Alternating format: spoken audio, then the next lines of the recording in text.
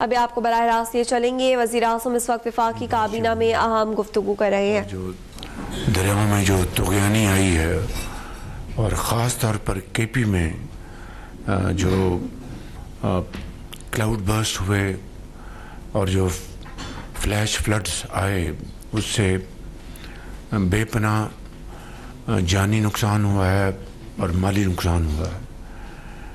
ابھی ہم 2 دن پہلے گئے تھے بنیر میں، اور وہاں پر بے پناہ جانی اور مالی نقصان ہوا۔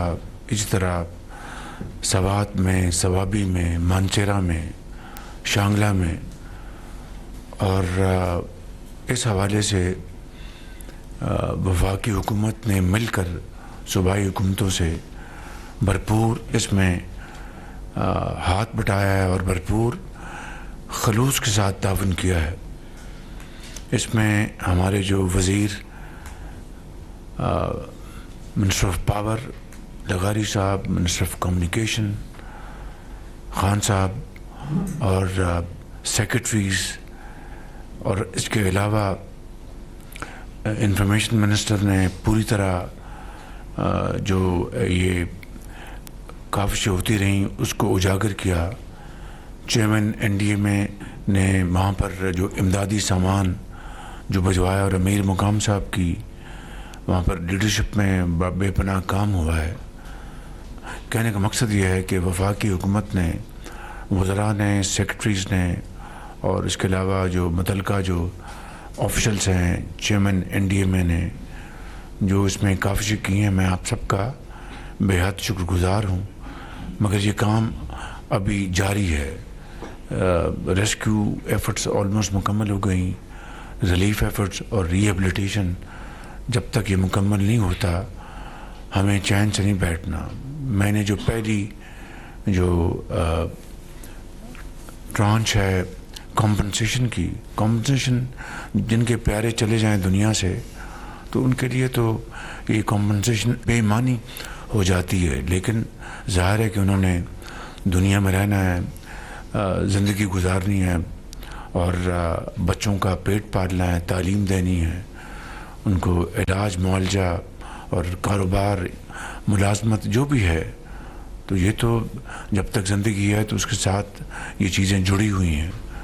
تو میں سمجھتا ہوں کہ ان کے لیے ہمیں اپنا تعاون کرنا ہے، اور ہمارا جو پوری خلوص کے ساتھ بغیر کسی سیاست کے ہمیں یہ کام جاری رکھنا ہوگا جب تک کہ یہ اپنے اختتام پر نہیں پہنچتا۔ اس حوالے سے افواج پاکستان نے بھرپور اس میں اپنا حصہ لیا اور وہ لے رہے ہیں۔ میرے ساتھ سپہ سالار میرے ساتھ تھے جب ہم بنیر گئے، وہاں پر ہم نے پریزنٹیشن دی صوبائی حکومت سے اور وفاقی حکومت، اور پھر خود کو کمانڈر پشاور نے ایک بڑی بھرپور پریزنٹیشن دی، اور سپہ سالار اس کام کے لیے خود لیڈ کر رہے ہیں، اور افواج پاکستان نے، پاکستان آرمی نے جگہ جگہ پہنچ کر، مشکل ترین علاقوں میں پہنچ کر انہوں نے وہاں پر لوگوں کو ریسکیو کیا، وہاں پر ان کو نکالا پانی سے، ہیلی کاپٹر استعمال ہوئے۔ تو میں سمجھتا ہوں کہ یہ ایک مشترکہ ہم سب کی ذمہ داری ہے، اور انشاءاللہ مل کر ہم یہ کام جاری و ساری رکھیں گے۔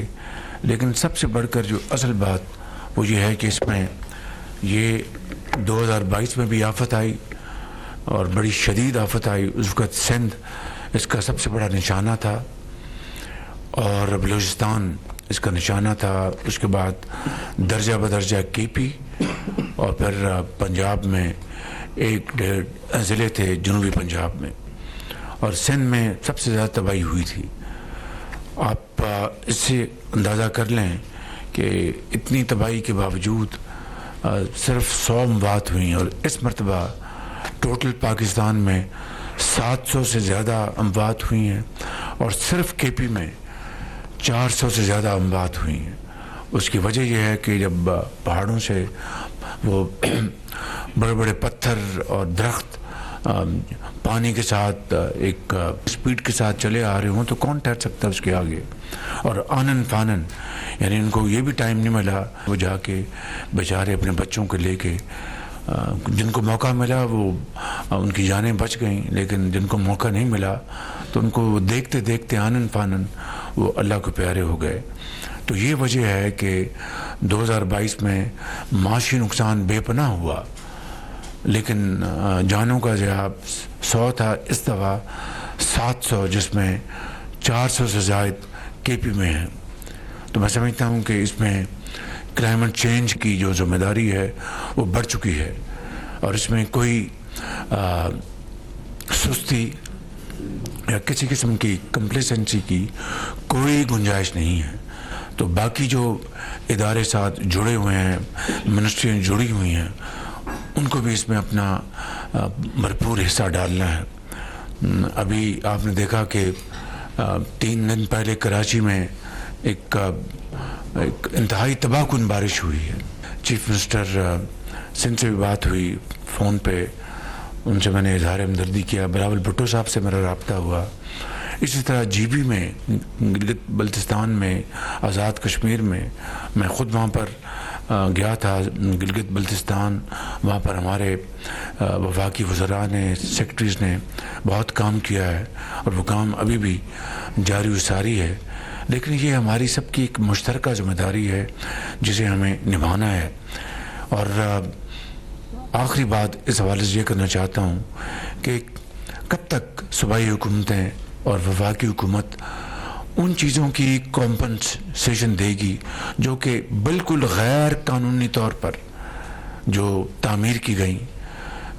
2022 میں نے خود یہ آنکھوں دیکھا حال میں بیان کر رہا ہوں آپ سے.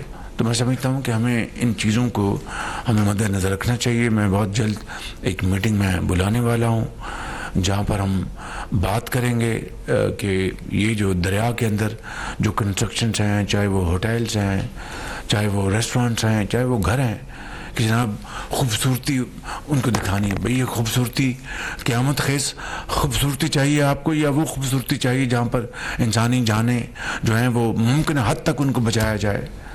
تو وہ جو قوانین ہیں, وہ جو یہ فارمر چیف منسٹر بھی یہاں پر تشریف فرمائے ہیں کے پی کے, ان کو مجھ سے زیادہ بہتر پتہ ہوگا کہ گلیات وہ علاقے تھے جہاں پر کوئی ایک درخت نہیں گرا سکتا تھا.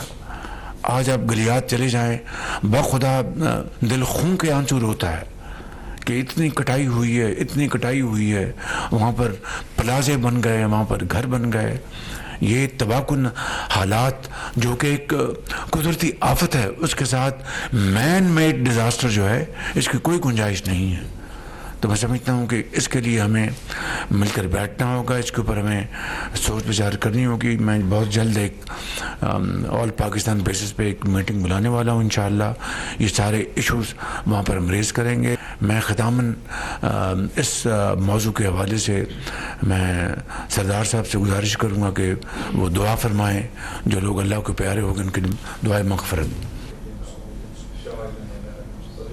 چین کے وزیر خارجہ تشریف لائے تھے پاکستان, پرسوں رات آئے تھے. ڈی پی ایم نے ان کو ریسیو کیا. کل ان کی وزارت خارجہ میں ان کی بھرپور میٹنگ ہوئی. پھر کل رات کو میرے پاس وہ تشریف لائے. بڑی کمپریہنسو ان کے ساتھ گفتگو ہوئی. چین پاکستان کی جو دوستی ہے ہر دن مضبوط ہو رہی ہے, اور پاکستان کی تاریخ میں جو چین نے پاکستان کے ساتھ ہمیشہ تعاون کیا ہے, ہمیشہ دوستی کا ہاتھ بڑھایا ہے, یہ اسٹریٹجک پارٹنرشپ ہے. میں اب چین جا رہا ہوں انشاءاللہ. وہاں پر ہماری ایس سی او کے علاوہ بائیلیٹرل میٹنگز ہیں ہماری, اور سی پیک 2 کا انشاءاللہ آغاز ہوگا. چین کے ساتھ پاکستان کے تعلقات وہ سدا بہار ہیں, اور انشاءاللہ وہ بڑھتے رہیں گے. Thank you very much.